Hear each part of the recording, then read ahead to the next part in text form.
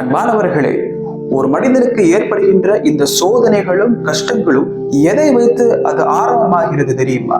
அது 3 படித்தரங்களை கொண்டுள்ளது. 1 சோர்வு, 2 கவலை, 3வது விரக்தி. முதல் 2 பகுதி இருக்குல்ல, அது எப்பொழுதுமே அவனுடைய உள்ளத்திலே பெரிய அளவிற்கு ஒரு தாக்கத்தை ஏற்படுத்தாது.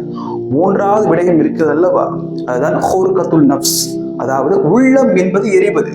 அப்படி என்றால் தான் இந்த சமுதாயத்திலிருந்து அப்பாற்பட்டவர், தான் எதற்கும் தகுதி இல்லாதவர், தன்னால் எதுவுமே இயலாத என்ற ஒரு நிலைக்கு செல்வது என்பதுதான் இந்த விரக்தி என்பது. இந்த விரக்தி என்ற ஒரு நிலையை இஸ்லாம் ஒருபோதும் அனுமதிக்காது.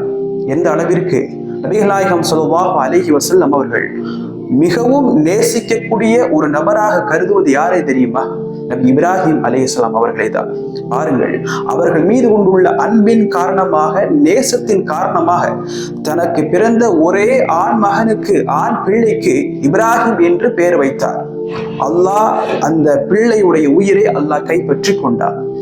கவலையுடைய உச்சத்தில் இருக்கின்றார்கள். சஹாபாக்கள் கேட்கின்றார்கள், யா ரசூலுல்லாஹ் அத்தபிகி யா ரசூலுல்லாஹ், உங்களை நான் இந்த நிலையிலே நான் பார்க்கவில்லை, நீங்கள் அழுகின்றீர்களா என்று சொல்லும் போது, ஹாதிஹி ரஹ்மா, ரசூலுல்லாஹ் சொல்றாங்க, இது அல்லாஹ்வின் புறத்திலிருந்து வந்த ஒரு அருள்.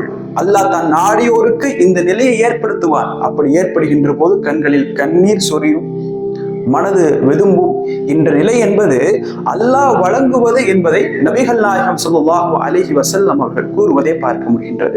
நபி ஸல்லல்லாஹு அலைஹி வஸல்லம் அவர்கள் இன்னொரு இடத்திலே சொல்கின்றார்கள், அல் முஃமினுல் கவி கைருன் அஹப்பு இலல்லாஹ் மினல் முஃமினுல் தஈஃப். பலமான முஃமின், கைர் சிறந்தவன் யாரை காட்டிலும் தெரியுமா? பலவீனமான முஃமினை காட்டிலும் சிறந்தவன் என்று சொல்கின்றார்கள். இங்கே பலம் பலவீனம் என்பது உடலை குறிப்பதல்ல, அதை மட்டும் குறிப்பதல்ல, உள்ளத்தையும் சேர்த்து சொல்கின்றார்கள்.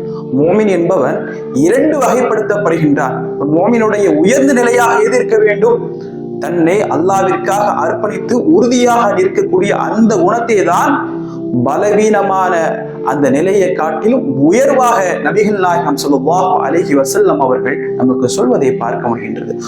முடிந்த அளவிற்கு உறுதியாக நம்முடைய உள்ளத்தை அல்லாஹ்விற்காக பொறுத்து கொள்வோமாக. அஸ்ஸலாமு அலைக்கும் வரஹ்மத்துல்லாஹி வபரகாத்துஹு.